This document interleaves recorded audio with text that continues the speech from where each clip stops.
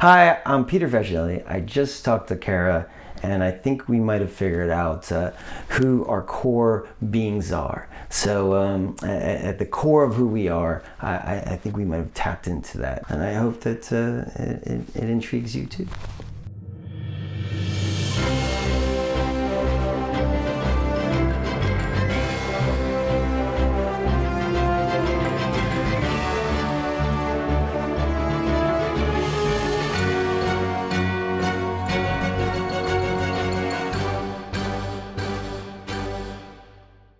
Hi friends, welcome back to Really Famous. So I never know what I'm walking into when I set out to interview someone. Will they be open? Will they be closed off? Will they get into the conversation? Will they be a deep thinker? Will they be funny? I really never know.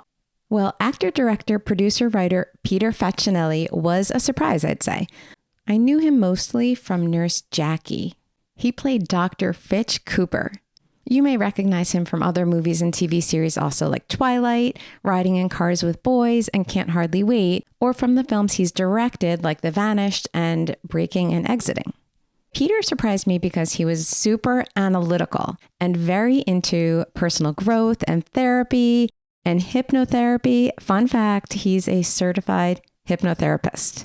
And he was interested in how what we believe to be true is so very critical to how we live and what our lives become.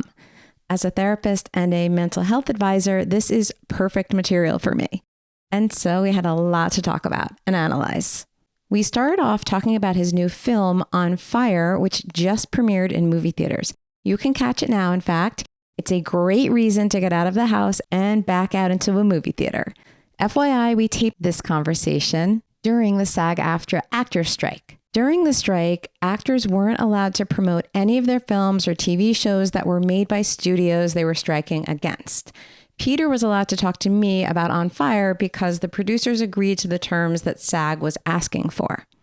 And so it was given a special interim agreement so Peter could talk freely and publicly about the movie. But he was not free to talk about other projects that you may have wanted to hear about, but we found other things to talk about, as you'll see. So let's get ready. It's Peter Facinelli and me getting to what's meaningful in life, right after a word from our sponsor. Okay, friends, let's do it.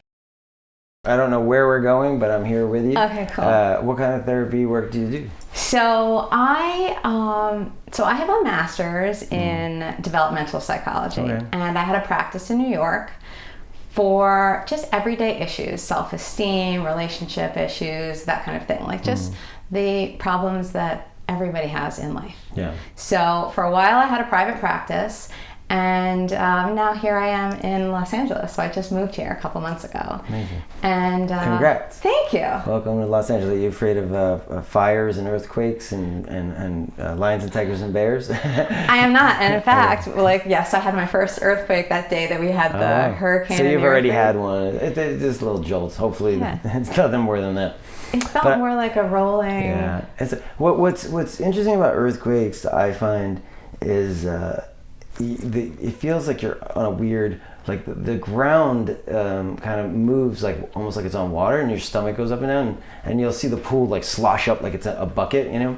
But the one thing that you're like, I can count on is the ground. So when that's taken away from you, you feel completely helpless because you're like, all right, I mean, I've got nothing. Once the ground is taken away from you, you've got nothing, you know. Yeah. So that's an interesting concept of earthquakes. This one felt not scary to me at all, and I almost didn't even know that it was an earthquake, and my son and I were in the same room, and the only reason I really knew for sure, we both looked at each other like, what is going on here? And then the only reason I knew it was an earthquake is because I could see the chandelier over a dining room table swinging, which was very weird. It was kind of cool and wasn't dangerous, that one. No. So we were good. But I mean, everything has switched over anyway. There was like, a hurricane here. I feel like, was there an earthquake or fires? There were fires on the East Coast. On Fire, that's what my movie's about. I know you don't want to get into it yet. Right. Let's talk about it. That was a perfect segue. I know you don't want to get into On Fire that soon, but that's what my movie's about. Actually. Yeah, so your movie is On Fire, and it was just released. And it is exactly about that. So it's very relevant. So let's talk about it. You play a dad with a son and a wife, and you're all trying to like kind of fireproof your house because a fire is coming. Kind of. What happens is this dad, you meet my character, and he's the dad of this family, and he's saddled with stress, like most dads and moms are. He's got a son going to college. He's in high school, but he's going to college. He's like, I don't know if I'm going to be able to afford that. He's got a dad who's sick and has medical treatments that he's paying for and his wife is paying for. He's got a wife who's 8 months pregnant, so baby on the way, and a new he's into a new construction company, so he doesn't know if that's going to make it or not.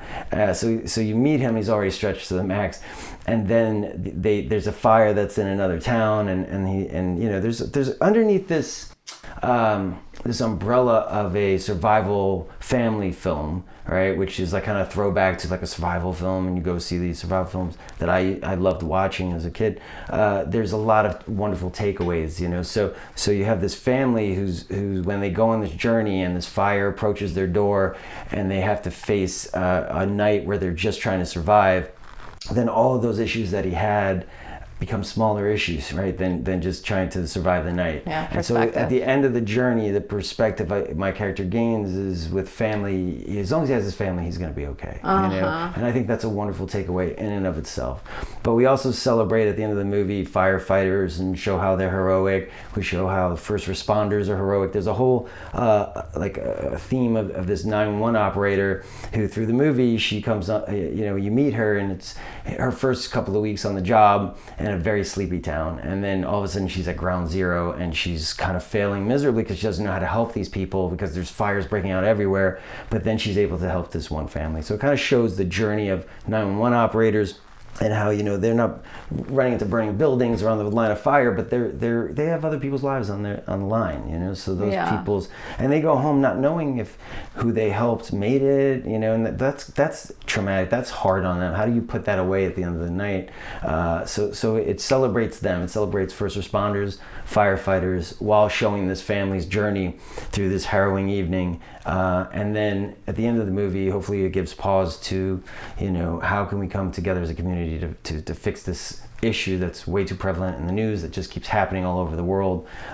So it's meant to be an entertaining movie, but it has a lot of wonderful takeaways. That's a really good thing. I never thought about what you just said, which is that a lot of the first responders don't really know what happens after. It stinks. Yeah, I mean, to go home and not know if the family you helped, made it or not, that's got to be hard. And also, you have people on the phone, especially in this movie, where the phone cuts off and you're like, oh my God, did that person perish in the fire? And you feel like a failure, So there's a lot of emotions that go into that job, and it's a courageous job, and you have to be strong emotionally and focused too. So we give a lot of celebration to that job, and show how that they're courageous. It's a courageous occupation, and how strong you have to be for that too. Totally. We worked hard to have a lot of takeaways in there, a lot of messages, but we didn't want to beat people over the head with them either, because we want to be like, look, this is a suspenseful family, survival thriller, but within that, you're getting wonderful takeaways. My character in the beginning is like, it'll never come across that gorge. It's not going to come to us. And so many people are like, oh, it's not going to come my way, or you get this evacuation alert, and you're like, it always happens over there, so you don't get worried about it, or you're going to stay behind to protect your stuff, and one of the takeaways is no, it's better to be safe than sorry. And my character has a wonderful line that really I sticks with me. He says, things can be replaced, people can't, so even though he's losing his home, he's got his family, and it's important to protect people's lives, because to stay back to protect some pictures or some stuff, it's not worth the risk. Yeah. Also, do you really think that you're stronger than this natural disaster? Yeah. I always think about that with hurricanes. I just don't think people ever think it's coming their way. I know, but when it does, what about when you don't evacuate? This is the thing I think about with evacuations and hurricanes. My mind goes to Florida, for example. A lot of times there are a lot of people that decide to stay when they're supposed to be evacuating. And I guess part of it is that they do feel like they can protect their house. Yeah. But can you really protect your house against a hurricane? Yeah. I don't know. I've never really I don't think they way. can, but a lot of times they're like my parents, there was a hurricane that went through New York, and I was like, you should get out. Yeah, they were close to the ocean. I said, you should go. Sandy? Yeah, Sandy. Yeah. Mm-hmm. Yeah. And I said, you should go. And they were like, oh no, don't worry. They always say it's gonna rain. Nothing happens. Right. And like, and but I it get could. that. Yeah. But it could. So just go. And they didn't, and the house flooded, and they were okay. But they lost pictures and stuff. But the guy who lived, and they have a 2-family house, the guy that lives downstairs, like the door busted open and it flooded, and he could have been hurt. You know what I mean? So Right. they were all okay, but maybe they couldn't have been. So it's better to just be safe than sorry. Yeah, I think that's a good takeaway too. And that's definitely for sure. And family. So you're from Long Island, is that right? I grew up in Queens. You My grew up in parents live in Queens? Long Island now, yeah. Oh, okay. So Yeah. you grew up in Queens. In fact, I have a friend of a friend who I was with the other night, and I think she grew up with you. Oh, wow. Who's this? Lara Markowitz. Did I go to high school with her? I think she said, it's so weird because we happened to be out with them the other night, and she's like, well, you're interviewing Peter Facinelli? I grew up with him. I think she said something like you were in the same homeroom or something like that. Okay, so I did go to high school with her because some people know me from my neighborhood. Like I worked. She grew up in Queens. I worked at a grocery store, so maybe she knew me from there.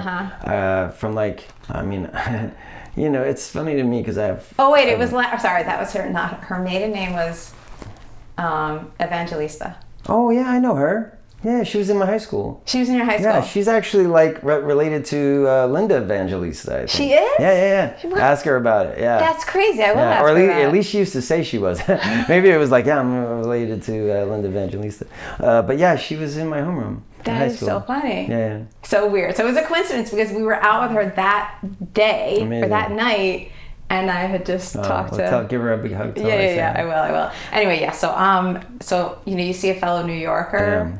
And it's like, I think there's an East Coast bond that everybody has. As soon as you're from New York, you're like, we understand. We're cut from the same cloth, and there's a bond there. But I was saying that it's funny to me because I have 4 kids, and when I was younger, I don't know, things were different, when we grew up. Like I started working when I was 12.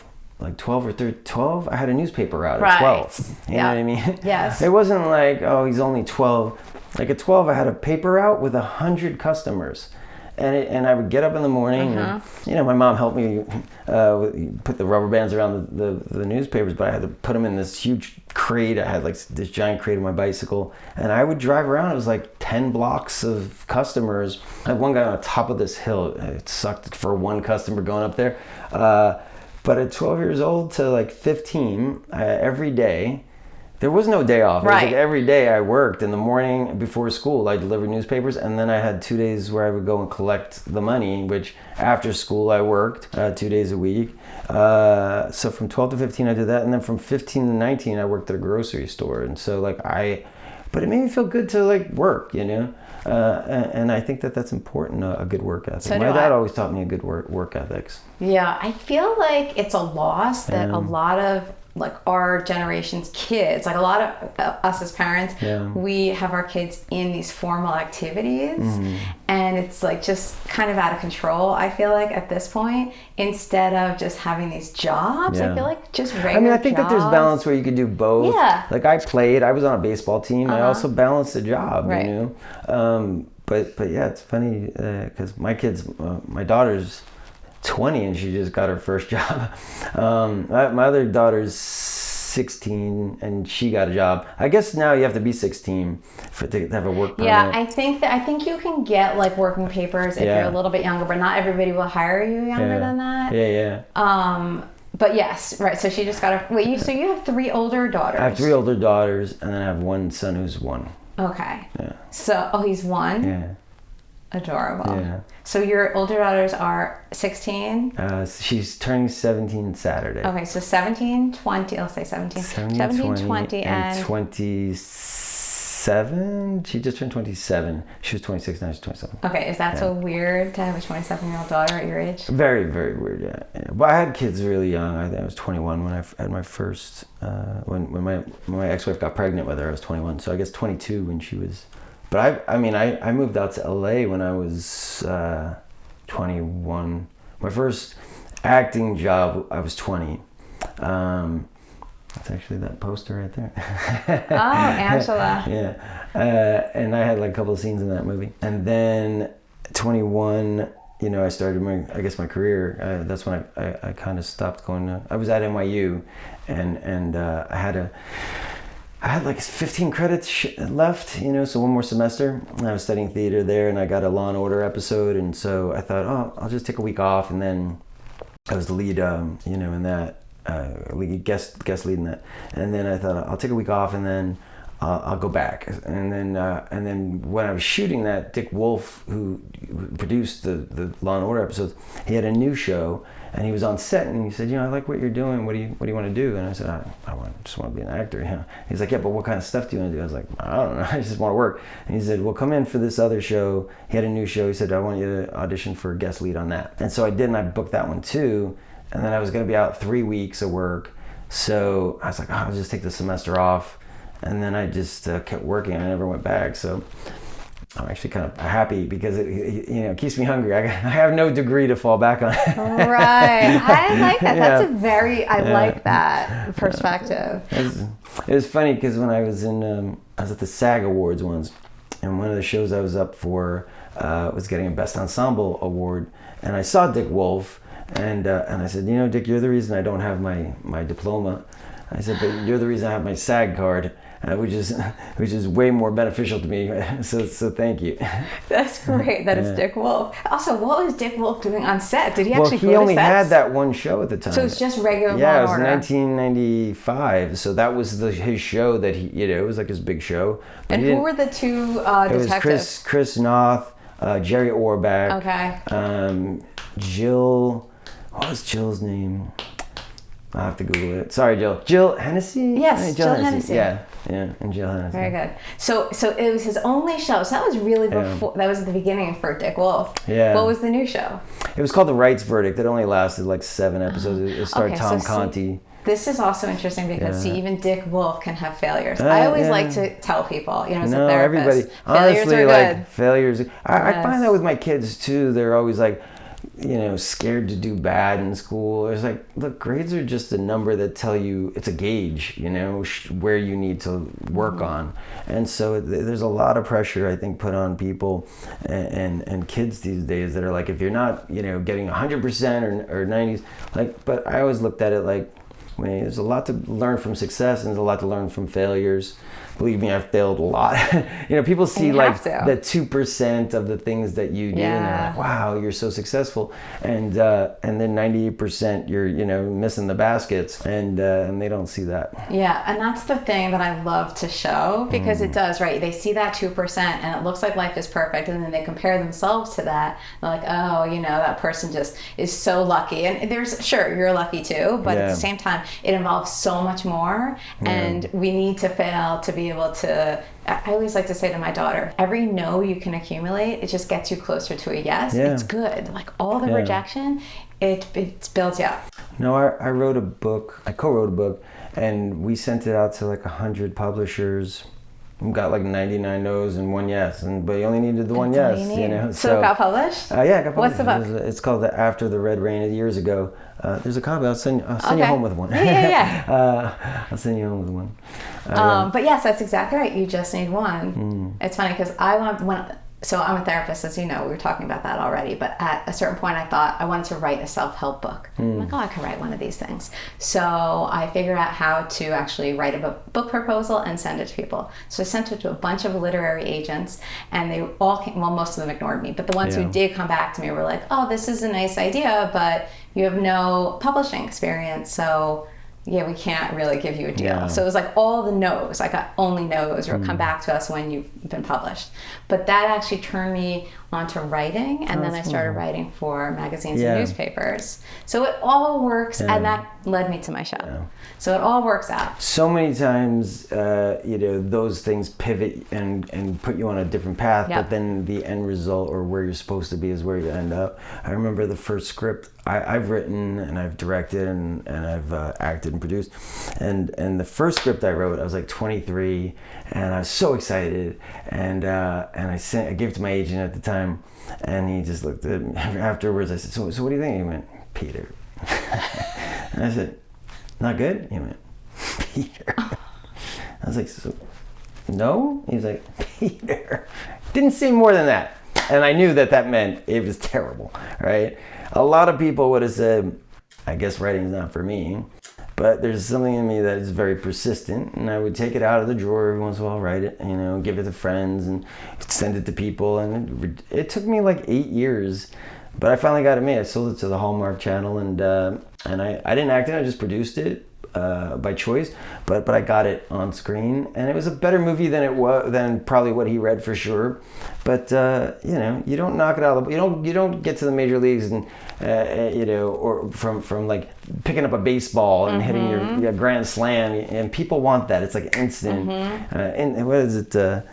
Insta fame. Everybody wants to be an influencer or just pick up something and be famous overnight. But it's like fame is really, one, it's relative, so I never really buy into it. Okay. And two, a celebrity is someone who gets celebrated for something. So if you're not doing something, then what are you being celebrated for, right? So you can be insta famous overnight for, I don't know, something going viral, but like that's an end result to something. So I always look at it like I just do the work, and if somebody wants to celebrate it, great. But I'm trying to do the best work, and that's where my attention goes, And as far as fame being relative, people are famous. One person can be famous to me that you don't know. Right. You know what I mean? And that's happened to me so many times. And I remember being at a bar, and this guy walked up to me and said, "Hey, can I have a picture and autograph?" Sure. Took a picture and autograph. And one of my good friends said, "Oh my God, do you know who that was?" And I said, I have no idea. And he said, "That's the quarterback for such and such team." And I had no idea what team that was. But to him, that guy was famous. Yeah. To that guy, I was famous. Yes. So it's very relative. Somebody might like this musician that I never heard of, and to them, they'll go buy tickets, and it's a sold-out stadium. Right. I might not have heard about them or not into their music. So I never look at fame as a gauge. I just hope that when I do my work that it lands with an audience and people enjoy it, because as an artist you don't want to have your stuff kind of be the tree that fell in the forest. Right. So it serves its purpose. It has its function. Yeah, it has its function. Right. As long you as hope that people, if there's a following there, hopefully they like my stuff enough where they can watch something of mine. And I've made a lot of movies and a lot of TV shows, and some successful and some people never heard of. I don't have there's nothing I can do. That's in the hands of the universe, you know what I mean? Right. And so my litmus test with success, or with when I choose to do a movie, I can't sit there and go, I'm going to do this one. It's going to make a gazillion dollars at the box office. And I'm going to do this one because I think people will like it. I don't have a crystal ball. I would fail miserably. Well, if they say nobody knows anything in this business. Yeah, no, they don't. So even so for me, my litmus test has always been, am I going to be passionate on my ride to work in the morning?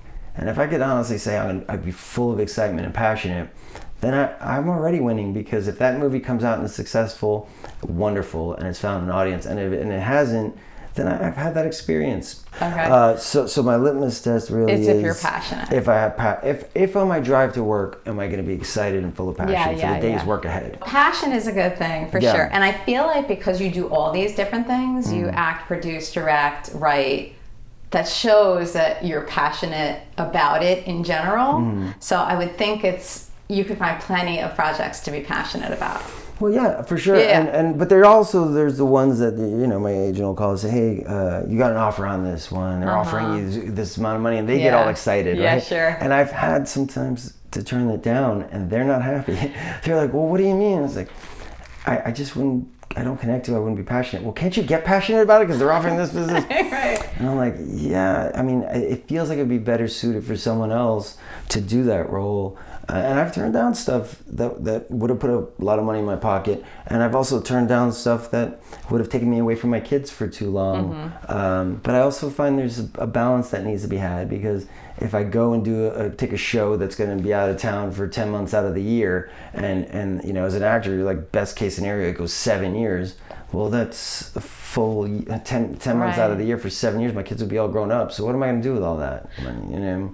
So this is just making me think of, so Nurse Jackie was filmed in New York. Yeah, but that was only a few 3 episodes. Months. Right. 3.5 months to 4 months, and it was an ensemble. I flew home every weekend. Oh, okay. You know? There was very few weekends I didn't fly home. I was in New York, and I would jump on a plane, come home for the weekend, because I'd have like Friday, Saturday, Sunday off. Because it was an ensemble, I had a lot of times where it was like, oh, you don't work Friday through Monday, you know. So I was able. So that worked out well. And also, it was a shorter season. If that was 10 months out of the year, I might not have taken it. Yeah. As a matter of fact, when that show came to me, my agents didn't tell me about it, because they said, oh, it's out of town, he won't do it. Do you need me? Yeah. Oh, I'm sorry. So when that show came to me... So you didn't even know about it? Well, yeah, no. When that show came to me, I didn't know about it because they thought, oh, it's out of town, he won't take it. And they actually told them that. And I had worked with those producers, the showrunner, Linda Wallum. I had done a pilot for her years prior.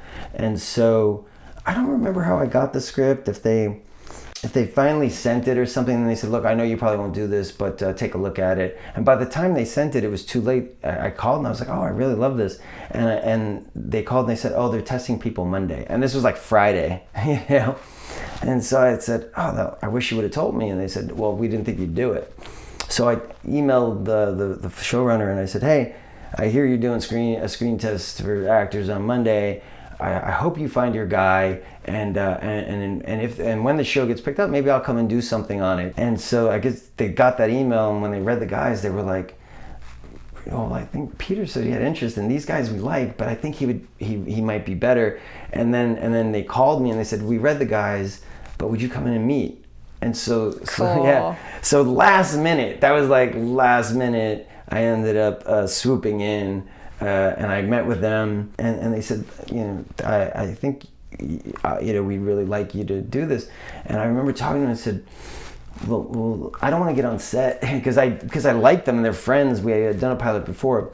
I said, should we? I usually don't like reading because it feels like you got to go and you know, prove yourself, you know, to get the job. But because they wanted me to do it already, I was like, maybe we should just read and kick it around and let me know if you guys like the direction I'm taking it in, because the last thing I want to do is get on set and have you guys go, oh, no, what's happening here? Because that would be uncomfortable for all of us. And so I actually auditioned myself. Look at that. Yeah. And I came in and I worked with the showrunner, and we read, and she was like, no, that's it. That's it. And so it was nice. That was actually, I had interviewed Edie Falco during that run. Right. And I had a similar story. It's funny, I just told our mutual friend this, I think last week, that I was writing for newspapers at that point, doing like profile pieces and whatnot. And I think I was talking to the Showtime rep at the time about, I used to write this column for the New York Times called Sunday Routine. So it would focus on a New Yorker and what they typically do on a Sunday. So I was like, oh, Edie Falco could be interesting. Like, I wonder what she does on a Sunday. So I asked the publicist if she'd want to do that. And the publicist was like, no, too personal for her. So I was also writing for the Wall Street Journal, and they wanted a story on Edie also. So I asked the publicist, would she do the Wall Street Journal? And she said, yes, she'll do that. So I went to Edie's place. We had a great talk. She's great. She's so great. Like, so she is who she is. And again, this New York thing, right? She's definitely got the New York. So we had a great talk. I'm leaving, and I said, are you sure you don't want to do that New York Times piece? And she said, what New York Times piece? Because, yeah, we rarely ever get told anything. Right. That's when I learned, oh, I get it. They're like gatekeepers. Which is frustrating on both ends, because like as an actor, there's a lot of things people will come up to me and say, hey, you turned me down a project. I'm like, I didn't know about it. What's the name of it? No, never heard of it. You know what I mean? So a lot of times it doesn't. And then as a producer, I'll try to get to some people, and you're like wondering, did they ever read it? Because I know on my end, I don't sometimes get it. I think a lot of times they don't read it. Yeah. I don't. It's bizarre. It's a bizarre industry in that sense. Yeah, it is a little weird. So, what's the downside of fame for you? Because you seem to have it pretty well balanced, a nice equilibrium. But there's probably some things about it that aren't so good. I mean, I haven't really had a lot of issues. I'm not. For me, I could say that sometimes it's invasive. In the sense that like. When I was doing certain movies, like there were people waiting at the airport, but there's an old meme. There's a great meme that or a saying. It's like a celebrity is somebody who spends their whole time trying to get noticed, and then when they get noticed, they put the sunglasses on the hat, and they're trying not to get noticed. So that's so funny. So it's a very there's a yin and yang to it. So like honestly, I've had wonderful experiences with fans. Okay. I've never turned down an autograph, no matter where I was, because it takes seconds to do it. And I know I'm a fan of people. Like if I ever went up to somebody and said, "Hey, do you mind if I take a picture?" and they said no, I would be soul crushed and feel so stupid. So like for me, no matter where I'm at, it's like I could take a moment to put a smile on somebody's face. That's a gift. So I don't really, I could say that sometimes it's invasive, but at the end of the day, if you didn't have it, you'd want it. Sure. Because like, right. I remember one time I was at a restaurant, and I was with my fiance actually. And when we first started dating, and there was a guy with a camera, as we were having lunch, and I said, to myself, I was like, oh no, this guy's gonna like take a picture, and I've just started dating this girl, it's gonna be in the papers. So I put my hat on, and I told her, I was like, I'm so sorry, and then the guy started running past me towards somebody else. He's taking pictures, and then that was embarrassing. And I was like, well, okay, that's actually a perfect start to a relationship. And I was like, maybe he didn't see me. And I just made a joke out of it, But it's actually perfect. It's a nice grounded moment in your relationship. Yeah, so the right sizes. But then when we're getting to the car, he came back and he started taking pictures. But then part of me was like, hey, wait a minute. Like, oh no, wait, come back. It's like, hilarious. It was that. Used to be an old cartoon where these two guys, there was the cat and the mouse, and they both punch in. They're like, hey Tom, hey Bob, and and all of a sudden they punch in, then they chase each other around, and then they check out. At the end of the day, they punch out and they're friends again. Yeah. It's kind of silly. So you did have a famous sort of marriage also, because you were married to Jenny Garth. Yeah. From 90210. So that I would figure would elicit a lot of attention and not necessarily positive, or am I totally off base? I mean, yeah, when I met her, I was in the height of her show. Our family was always under the spotlight, so then you're like, well, what do? You're not going to hide from it, it's always going to be there. They're going to be, so as long as they're respectful, I always felt like, okay. What's worse is when they were jumping out of bushes, And they don't really do that anymore, do they? Yeah, I don't think they do it as much, and honestly, with kids, they don't. I think there's a lot of them, right, so right. They're pretty respectful there. So for me, if I see paparazzi and they come over, I just kind of smile and wave. I also learned quickly, because you learn from your peers and people in the press that, I'm supposed to be annoyed at this, Right. So somebody jumps out and I'm like, arr! And then in the press, the picture, I look grumpy, and it's like Peter Facinelli was with his family, and it's a picture of me going, or looking like I'm scolding the kids, and it's like, no, but he just jumped out, and I look shocked and I'm angry at it. But I'm like, look, they're gonna do it, so instead of I just smile. Smile, it takes 2 seconds. You got what you need. Thank you, sir. Be on your way. I'll be on mine. Right. You just learn. It's a process. Nobody teaches. There's no school for it. It's very interesting. I feel like your whole path has been so interesting that you went to NYU because you did want to study theater. So you did want to be an actor always? Like when you were delivering papers, were you thinking I'm going to be an actor? I mean, when I was 12, 13,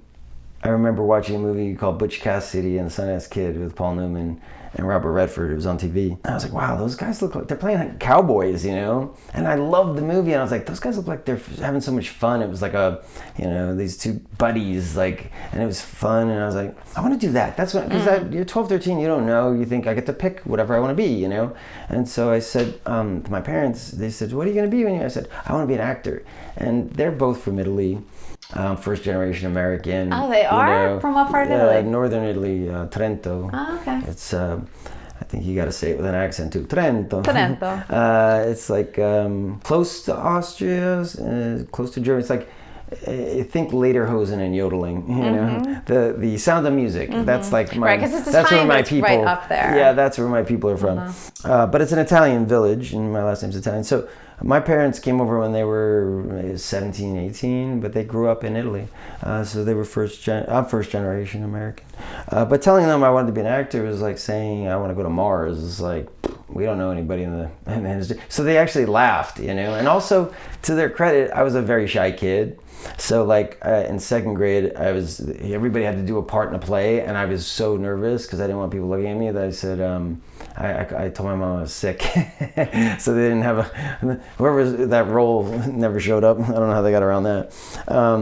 So for a while after that, you know, in the back of your mind, you're like, oh, it'd still be fun to be an actor, but they would say, what do you want to be? And I said, a lawyer. And they're like, ooh, a lawyer. And it's going to be a lawyer. My son's a lawyer. Yeah. So like, I kind of convinced myself that being a lawyer was a prestigious thing. My family, you know, seemed to be excited when I said that. And that's what I'll be.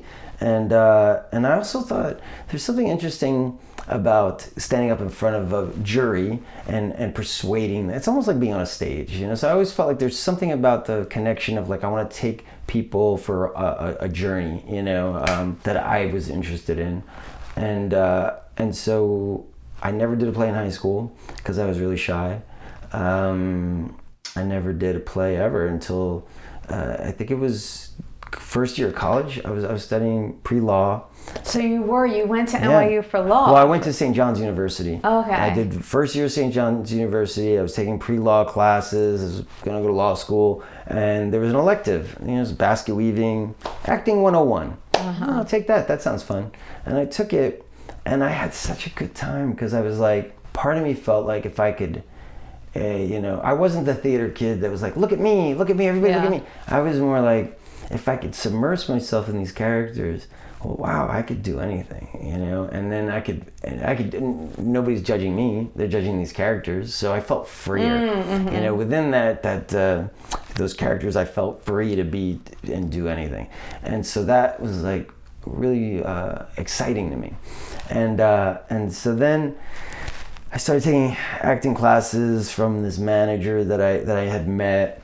And then, so that was like once a week at his apartment. And then he said to me, look, I think you really have something.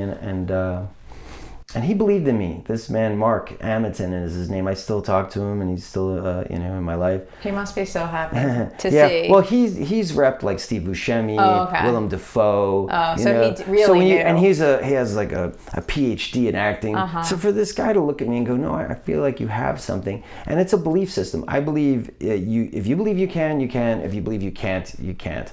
And so the beauty from my perspective was I was 19, 20 years old, and I didn't know how hard it was, you know. It was like, he says I can do it, you know, so I guess I can do it. And you know, I didn't know how hard it was to audition and get a role, or how hard it was to get an agent.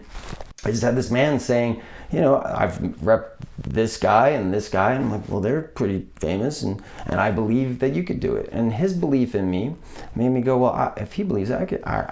Who am I to say I can? Sure. You know? So he said, if you really are interested in acting, you know, here's a guy who has a PhD in acting. You know, a surgeon, he said, doesn't pick up a scalpel and start performing surgery. This is an art form, and you should learn a craft. So he said, go to NYU. They have a wonderful program there, and study it. And so I said, okay. And I was just kind of following his direction, and he helped me transfer into NYU. He wrote a letter of recommendation for me. He helped me fill out the application. And then I went to my parents. I said, hey, I'm transferring into NYU. I'm going to study in the acting program there. And they said, why? And I said, well, you know, I'm very shy, and lawyers have to stand up in front of people. So, you know, it takes acting skills, and it's part of the requirement to go to law school is to be to have this skill set. And so they didn't know. They were, you know, the blessing with my parents, because they were like old school, you know, Italian, you know, that were like 12 years old. Here, get on a bike, and you know, they weren't so protective, and it wasn't so precious. They let me fall. I remember saying the other day to somebody, because I have a motorcycle, I was like, yeah, my parents let me get a motorcycle at 19. I was like, maybe they didn't like me. I was like, I would never let my kid at 19 get a motorcycle, especially in New York, you know. But they just thought, you know, my dad had a motorcycle when he was younger. Plus Italy. And he was in Italy, and so their whole mindset is like, this is your life, this is your journey. You know, I'm not going to say no to those things. I'm thankful that they weren't in a place where I feel like there's parents that are like, their kid could like make anything, and they'll be like, look what my kid made, look at this, hey everybody, look at this. And then there's on that side of the spectrum, and on the other side of the spectrum is my parents is like, look mom, I made this and I'm cooking, I can't you know, what is it? Oh, you know, it's a ball of nothing, what is it? I don't know what that is. Oh, thanks. Yes. So for me it's like, I had the freedom within that, though. I mean, to go, okay, well, no one's telling me I can't. You know, I felt a little laughed at before, but they've always been supportive. I remember my mom saying, you know, as long as you're happy, I don't care what you do. You know, if you want to work at McDonald's, work at McDonald's, as long as you're happy. You know, and I try to do that with my kids. It's like, I don't push them to do much of anything. When they were growing up, you know, you give them boundaries. I was like, you don't want them in their room playing video games doing nothing. So I'd say you have to take one music instrument and one sport. Choose what you want, you know.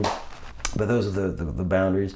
But allowing me the freedom to you know, not in some ways not being so overbearing in my life made me be able to go and do things that other kids, their parents be like, you can't do that, don't do that. You know? Yeah. So I studied at NYU, and then I started acting, and I think for a long time my parents are, you know, oh, this is fun, but when you're done, you know, you go back to law school. Yeah, okay. You know, because they didn't know, they're so far removed from it. So there's really no impressing them. So they don't really get. They don't care. I mean, yes, it's nice. Oh, my son. But they're is happy an actor. for you because they're you're always happy. Surprised that people know who I am. They'll be like, "Oh, you know him?" But for them, it's always like, when I go home, I'm just their son, and as long as I'm happy, they're happy. They're not impressed by what I do. They're proud, but they would have been just as proud with anything I did. And as long as I'm happy, that's what matters to them. And what their philosophy, you said it before you described what their philosophy was, which was, if I can just be passionate and feel good, going excited about what driving in the car on the way to work. So look, you just told me that that's your philosophy, and so it works. Yeah, and I think that those kind of things get instilled in you early on. You know, it's like my dad worked a lot hard. He's, you know, an immigrant. He came to America and he had nothing. You know. Nothing. He grew up on a farm. He had nothing, and he worked hard to support his family. He worked 2 jobs. He was a waiter. He went to work at 9 a.m. and he came home at 2 a.m.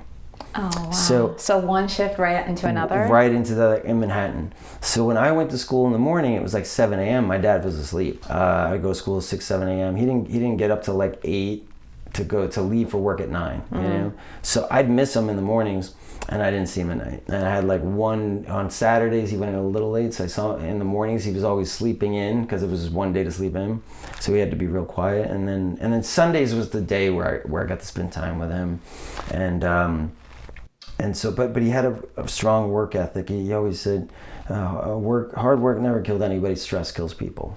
You know, so that is really interesting, you know, and true. And if you love what you do, you never work a day in your life. You know, which is another wonderful thing he taught me. And even now, like I have a movie that I'm working really hard right now to you know, do press, because I'm proud of the film and I want people to watch it. And but I don't get paid for press. And there are actors that come and they're just like, I'll do the bare minimum. What do you need me to do? I don't want to do that. I don't want to do that. And I'm like, I want to do everything I can because I believe in this film and I want people to see it. So, I've had went to 3 different states in the past 3 weekends to do pre-screenings to get the word out, and I'm happy to do it for as long as much as they can offer me. I'm like, yeah, I'll do. Yeah. I want people to watch, and I don't get paid for that, but I do it because I'm passionate about it. So my dad always taught me. Another wonderful thing he taught me was, if you love what you do, you'll make money from it. Because you'll be so excited to do it that you'll do it better than anybody else, And so when people are like, I'm going to do that job because it pays well, or let me get into this field because it's a good paycheck, it's a backwards mentality. It's like, find out what drives you, what excites you, what motivates you, and then the money will come. The money will come because it can't help but come because you're doing all this work that you're excited about. And the people will celebrate it, and people will reward because you're doing it to the best of your ability, and putting everything you have into it because you not for a paycheck, because you're passionate about it. Yeah, and people are attracted to that. Yeah. They're drawn to that. It's well, exciting. I just think you get better work out of it too. Yeah, that makes sense. Yeah. Can I shift gears a little bit? Yeah. Because hypnotherapy. Yeah. Are you learning how to be a hypnotherapist or something? I got certified in hypnotherapy. You did? Recently? And during COVID. Oh, during COVID. Okay, so what was that about?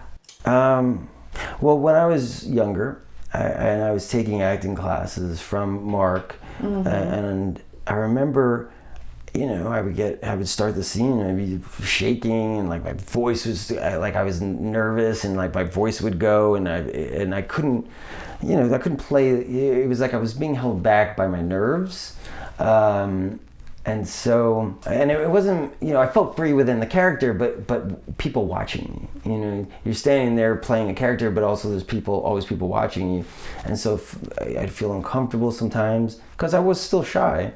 And so I went to a hypnotherapist, and I worked with him on that. And the next time I had class, it was like a drastic change. Really? I mean, okay. I didn't feel any different because I was in the scene, but people were like, "What did you do?" So you appeared differently. Yeah, I completely appeared different to the other people. What happened? It was 100% different. So the performance was different, but you felt the same? I felt more connected in the scene. Okay. But other people noticed it even more so. You know what I mean? Yeah. I mean, I wasn't focused on being nervous. I was just focused on being in the scene. So it was a fun ride for me, being in the scene and being connected to the scene. But it was a drastically different experience that people had in class watching me prior, So I realized, wow, that's really powerful. And so I would go to hypnotherapists on occasion. I had one, he passed away, but I would go to him all the time to work on characters, to work on, feeling free, to learn lines. Sometimes you're like, oh my God, I got all this dialogue, what do I do? And then that's just more panic. And then if inevitably, if you feel like you're going to mess up your lines, you're going to mess up your lines. It's the same thing you were talking about before. If you believe it will come true. And then so hypnotherapy, first of all, if you've never done it, it's the best nap ever. Have you done it before? I have not done it. It's like when you're being hypnotized, it's not like in the movies where you feel like I can't make you cluck like a chicken. You know what I mean? But what I can do is put you in a very deep alpha state where you're feeling like you're floating and heavy, like you're in one of those flotation tanks. And then while you're there, I give suggestions of the things you already want. You know what I mean? So because you already want those things, I'm just guiding you to help your belief system so your subconscious believes in it too. And your conscious mind, it's sometimes present, sometimes not, but the suggestions are being planted into the subconscious, which is, so when you're in hypnotherapy, there are times where you'll drift. You'll hear people, the hypnotherapist talking. Sometimes you might hear every word they say. Sometimes you'll be in and out because you start to get sleepy, and then you're like, you doze off for a second, or your mind goes somewhere else, and then you come back and go, well, what is it? But it doesn't really matter what the conscious mind is hearing, because the subconscious it's a program that hears everything, you know. And right now, when I'm talking to you, my subconscious picks up every bit of information in this room, but because there's too much information, it can't focus on everything, you know. But it's all there. Like if I really meditate on like your subconscious and go into your subconscious, you could literally walk out of the room and start to, okay, what did that room look like, and it all come back to you. And even under hypnosis, it comes back to you even more because it's the information's there. So anyway, it just helps your belief system, you know, and so it gives you that boost of confidence in that area and brings awareness to it while you're in your present beta state, you know. So I'll give you an example. Recently, I had a friend who said, "Hey, can you help my wife? She's biting her nails a lot," and he knew that I was a hypnotherapist. And I don't do it professionally, and I just do it for friends and family. Okay, so you got certified, but you do it for friends and family. For friends, family, and just because you were interested for myself in it? too. Like I could now make tapes for myself, even though it always feels better when you're doing it with somebody. Wait, so you make tapes for yourself to do it to yourself? Yeah. Oh, that's really fascinating. Yeah. Okay. So I said, yeah, I can help her. Okay. And I went to his house, and you know, it wasn't like she doesn't lay down. She sat in a chair, and we did a 20-minute session on nail biting. But you know, she's already coming there, meeting me halfway because she doesn't want to nail bite anymore. You know, but it's a subconscious program that she's in, and when she's conscious and in her beta state, her subconscious takes over, so she's not aware of when she's nail biting, and then she's like, you know, and then she looks down, her nails are all red and her fingers are nailed. So through hypnosis, under hypnosis, and I gave her suggestions, it just brought all of that into the awareness, and she already doesn't want to, you know, bite her nails. So now when she goes to put her fingers in her nail, she notices. And then she can make a conscious decision to stop, right? And she wrote back and she's like, I've got perfectly wonderful nails. Oh, amazing. Now, the benefit of that for me is it also helps me too. Sometimes I'll help people and it helps me too because it brings that into my awareness as well, right? So I too was biting my nails. And so when I gave her that hypnosis session, I stopped biting my nails too. Yeah, it's okay, pretty wonderful. Interesting. Yeah. So that you were picking up on it too, because your subconscious is, of course, what gets in the way of all of your intentions and desires. Because it's a program. If you're not, and that's what mindfulness is, right? You're just bringing attention onto your present moment, and most of the day we spend not being mindful, and the subconscious program is running all day long. You know what I mean? So you're being triggered by this stuff like that. And you're constantly reacting to things that you don't even know why.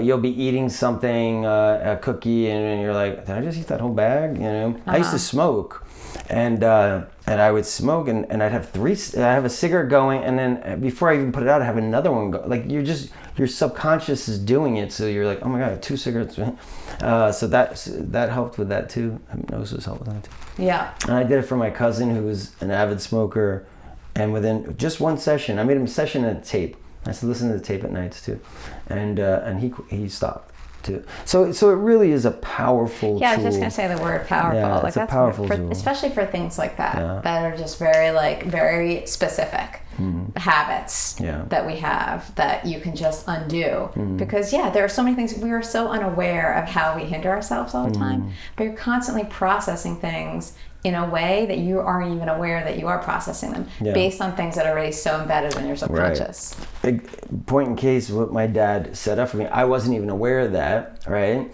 That if you're passionate about something, he instilled that hypnosis, that's what that is. It's a message, right?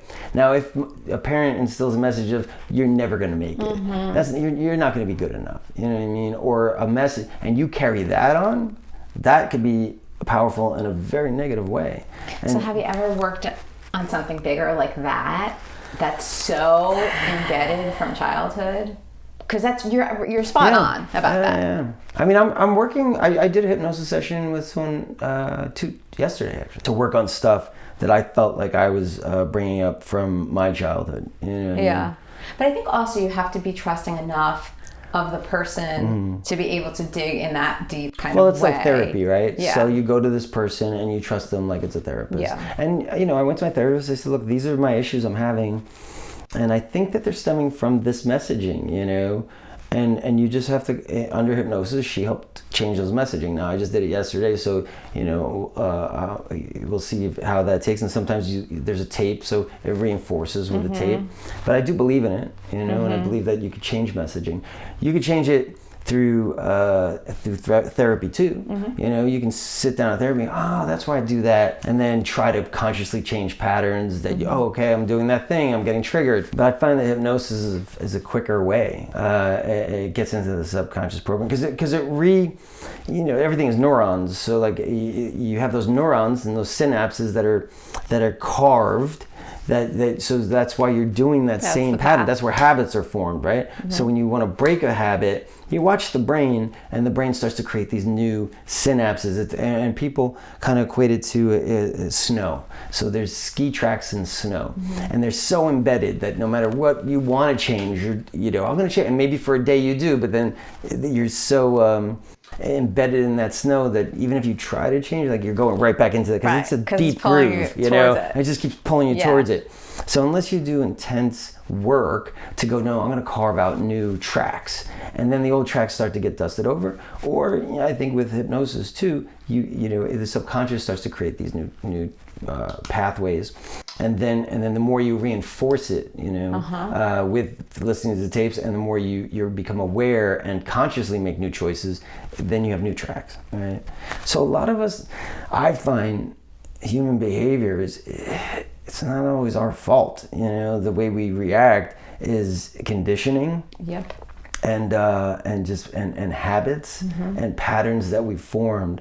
And so the trick of it really is, to me, becoming aware of those things, right? Because the first thing you need to do is become aware of it. If I'm sitting here picking my nose the whole time and I'm not aware of it, I'll never know. Right. But if you tell me, hey, you pick your nose a lot during, do I? Oh my God, okay, let me look for that, Or if there's a video and you see, then all of a sudden it's like, okay, there's an outside feedback that's telling me something that now I'm aware of.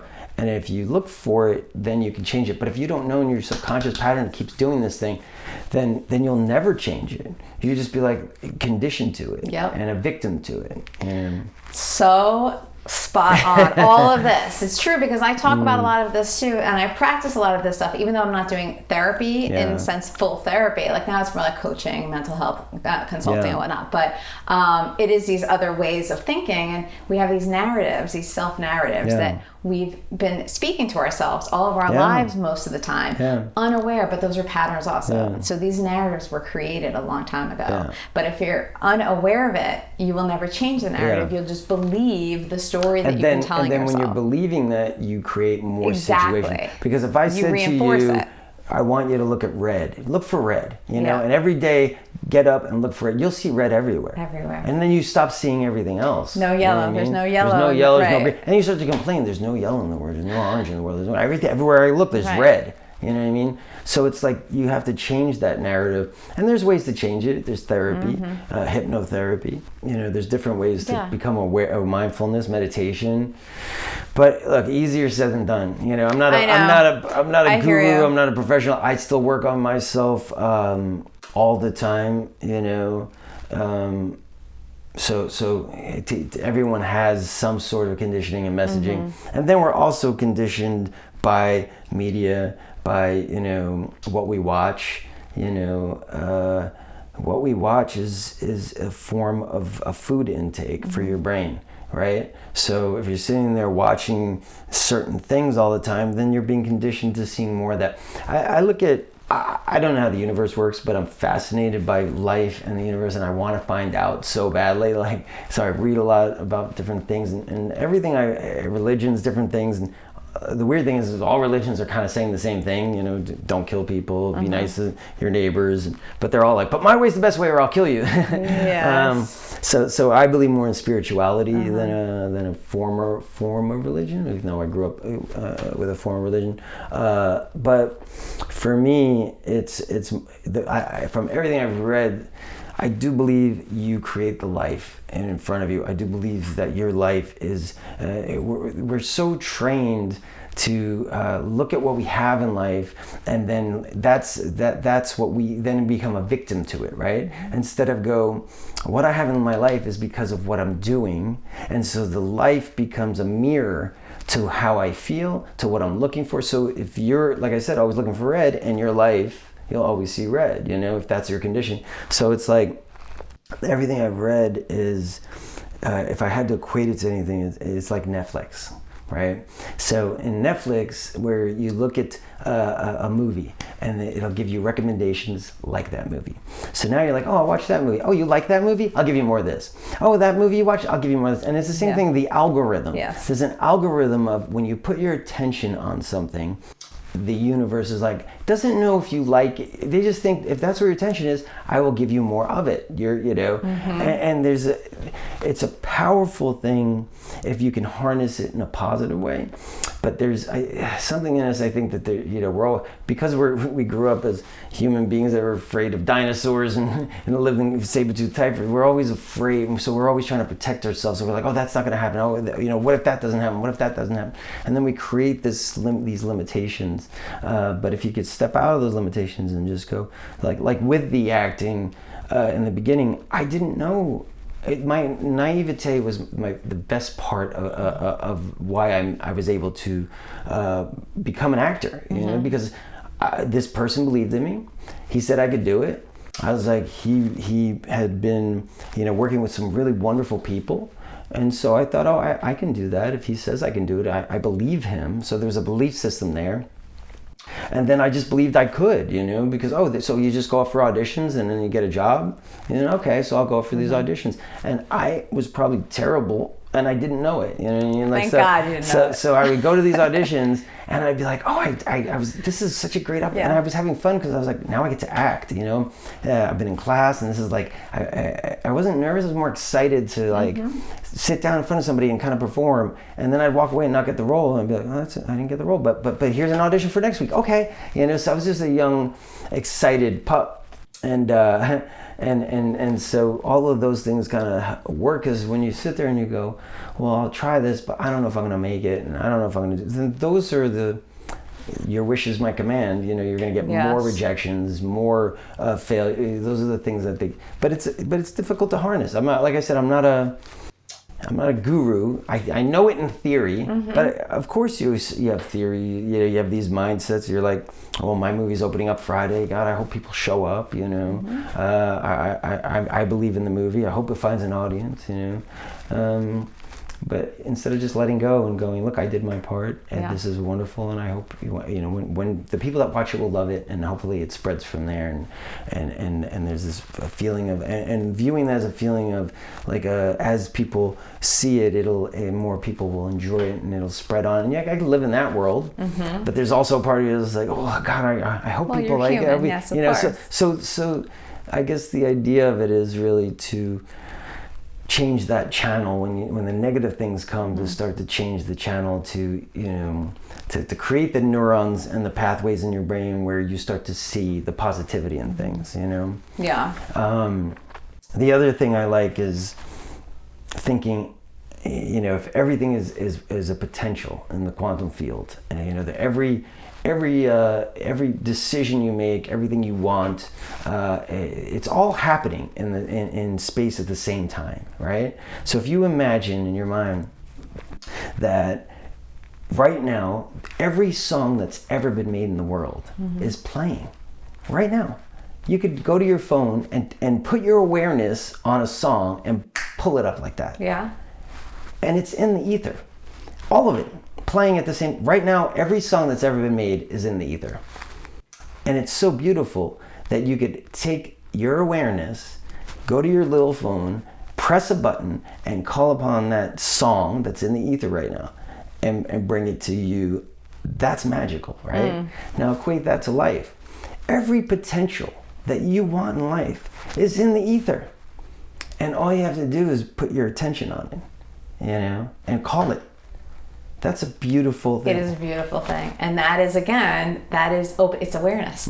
So if you're aware that that's the case, then you will see it, and you can grab it, and you can bring it to yourself. And if that fails to bring up, the mindset of feeling like, okay, well, that, like you were before, well, that didn't work out. You could go to, well, this isn't working, blah, blah, blah. But it's like you have to continually put the awareness on it, because maybe it didn't come the way you wanted it, but it will come. If I'm like, I really want to get buff, and I go to the gym once, I look in the mirror and say, I don't see it. I don't want to go back to the gym. Well, all right, somebody said you just have to keep going. I'll go next week. And you go next week, nothing. But the people want it instantaneous, you know? But if I go to the gym for even 15, 20 minutes a day, consistently, over time, my body will change. And I know this theoretically, like consistency, and it doesn't have to be all day, every day. Consistency, like even meditation, focusing on what you want consistently, it provides results. And the hard part of doing that is when you don't see it, the result in the mirror, which is your reality, you automatically start to have the self-doubt, the talk of I'm a failure, it's not happening, and then you're stuck. Then you make it happen. That comes true then. Then that comes true. Here's an interesting change that you made, is that you could have also, all your life, you could have remembered that day you called in sick to the play, and you could have said, oh, I'm a shy kid who can't go on stage. Yeah. Like you probably took that with you for a while, which is why you never did a play in high school, let's say. But then the manager, is that what you called him? He was a manager. Okay, so the manager who basically told you, he wrote over those pathways. He gave you a new one. Yeah. And said, this is your story now. This is for you, and you're good at this. When you have a man has a PhD in acting and has represented known stars telling you, no, you have something, you're gonna believe that. Of course. What I mean? Well, that was a huge gift. So it's it's really powerful when it comes from a source that makes you believe, which also, going back to hypnosis, is you already want something and I'm here to help tell you, yes, you're gonna get that. I'm giving it to you. And now you're like, okay, he just did, I was in an alpha state and he gave this to me and I believe it and he believes it. Part of the reason I was able to stop biting my nails was I hypnotized this woman to stop biting her nails, and it brought it into my awareness, right? So I'm like, I believe in hypnosis, and she stopped, so then it made me stop, so there's a belief system there. So belief systems are so huge, so powerful. They're everything. And then going back to that story of the shy kid, there's part of me that still has that in me. Like I find it hard. There are actors that play themselves, and who those people are. In every movie, they're kind of a variation of themselves. Yes. They don't really skew much. You know what I Sure. mean? And when they do skew, you're like, no, I want to see you. I paid to see. Don't do that. But my stuff, like I've done a lot of different roles, and I look at the roles I've played, and they're very different. The comedy and but the way they look, the way they speak, and I have fun doing that because I like to kind of bury myself in those actors and bring out different parts of my personality, and it's fun for me to play. But when it's closer to me, I still have a hard time playing those roles that are closer to me. You know what I mean? And I'm trying to get over that. Got it. I'm working towards that, of going, I don't need to put on let's take more of me into this, and work on more of me and see how that presents itself. So I still work on that even in my career. Yeah, it's so interesting. And that was what you said too, is in the beginning, was that you, it was liberating to play somebody who's not yourself. Yeah. So that's why it would be more challenging now, is because that's kind of what your experience was. Yeah, because there is a little bit of the shyness that I still have. Vulnerability. Like I could do this interview as myself, and I can get up in front of a crowd and speak. And I'm way more confident in that. But on screen, when I have characters that are closer to me, I'm like, well, I mean, I feel like I need to be doing something, or like, give me an accent, give me like can he have one eye, an eye patch? Can he, something to, feel like I'm still kind of hiding behind. So I feel like, part of me in my career now is, no, I want to be able to just be more grounded in myself. And there's always parts of me that, even on Fire, there's a little bit of an accent there, but very small rural accent, and I always kind of cater more to the character than have the character cater more towards me. But I am trying to bring more of myself into those roles nowadays, because I want to explore that side of me too. I think the challenge in that for you is that it's a vulnerability. Yeah, it's a vulnerability. And maybe being aware of that. Again, it's that awareness. Once you can be aware of what is what's uncomfortable about right. it. You know what I mean? And what is uncomfortable about it? Well, I think honestly, if I'm honest, like I have a hard time knowing myself of who I am, because I'm always playing parts for people. You know what I mean? So for me, I play the part of the interviewee. I play the part of a dad. I play the part of a son. I play the part of a partner. You play the part of a celebrity to a fan. I play the part of a customer when I walk in a store. You're always kind of playing a role and shifting your behavior. And then within that, I struggle with well, who am I, and what does that look like? Am I still this kid from Queens? I had a funny accent when I was from Queens that I worked on to get rid of. Oh, there's no Queens accent in you I mean, my first commercial audition and workshop, I had this thick New York accent. So I think there's a part of me that struggles with well, who am I? After if you strip away father and strip away son and strip away this, strip away that, then at the core of that, who am I? And that's, I guess, the essential question. Yeah. Right? Who am I? I guess when you get to the center of that, that's when everybody, they say, is one, because at the core of you and who you are, and the core of who I am is just an awareness, a presence of the character all the characters that I play with, and the character that I play of myself, this Peter Facinelli character, right? And the awareness of that, I guess, is the real question of who I am. And I don't know how to bring to the screen, and I'm still trying to work on that sense, but that's a really existential question. It's funny because right as we're getting to the end of this talk, you're answering all of my questions without me asking them, which is very interesting to me. I always end my interview with, who is the real you? Yeah. Who are you? Yeah, I'm still... And you just told me, I'm trying to figure out who I actually am. Yeah. Who do you think you are? I mean, I honestly don't know, because of all the parts I play, and not just on camera as an actor, but as the parts you play in life. I think the beauty of acting, which I really love, is that I get to explore all different facets of myself. You know what I mean? So things that I would never say to somebody, an occupation that I've never had before, I get to now bring into my existence, and I said this once, and it's the closest thing I can think of. Acting to me is it's like the cruise ship of life, because I'll never know what it's like to live in that area, but I get to visit the port. You know what I mean? And then I get on my ship and I move on to another port, and then I'll move, and I'll visit that for a little while. I'll visit, what's it like to play a dad who's trapped in a wildfire? What's it like to play a doctor?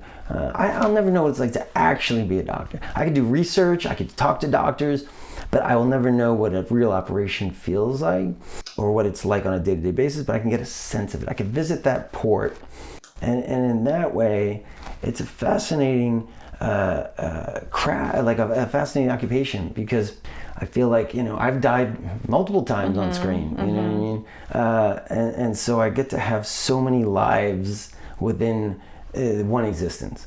And there's a beauty in that, and that I really appreciate. But at the core of that, I still, and I can use these characters to explore different facets of myself. But I still don't know fully who I am, and sometimes I'm like, you try to get to that core, and there's another layer there, and I don't. Does anybody really ever know who they are? That's a good question. And some people think that they do, and some people think that they don't. Yeah. But I also believe fully that we are, not all, but we can constantly change, evolve, learn more about ourselves. But I think because we are changing all the time. We're not like a static person that stays the same. Yeah. There are elements of you that are the kid from Queens, but that doesn't define you. It's just one aspect of you. And then there are other things that you learn about yourself through each role, not just your acting roles, but your personal life roles. Yeah. And so you learn more about yourself. So I don't know. Well, I think that's what it is that it's an ever changing thing. Right. You know what I mean? So I could never say I know exactly who I am, because the person I was 10 years ago isn't this person. Yeah. But at the same time, I think that so I see this as I age, is that I can see parts of myself that were younger coming back to me. Okay. I started seeing this probably when I was turning 40, I remember. And I remember being like, I was going through sort of like a metamorphosis where I was, and I think it was as my kids were getting a little older, I was suddenly starting to get back in touch with aspects of myself that I hadn't seen in years. And I felt that's super interesting. So I feel like I'm constantly evolving. Yeah. Constantly. Yeah. But at the same time, there are some elements about me that, and I don't know that I can define them that easily, but they're me. And they're part of me. Yeah. So it's an interesting question, and I don't ask it to get a very concrete, clear answer from people, but I think it just it's very fluid. It's a very fluid thing. And I think it's interesting to reflect upon. Yeah. Perfect place to end, and I don't even have to ask you, who is Peter Facinelli? Or though, if I were to say that, what would you say right now? I mean, honestly, I'm working on it. That's what I'd say. I'm working on finding out. Thanks, Peter. Thank you. Okay, that was Peter Facinelli. Check out On Fire in theaters now. Watch us on my YouTube channel, youtube.com/reallyfamous. See behind the scenes clips and photos on my Instagram and Facebook at Kara Mayer Robinson. And stay tuned for more real talks with the people you see on the screen. I'm Kara. Thanks for hanging out with Peter and me. Talk to you very soon.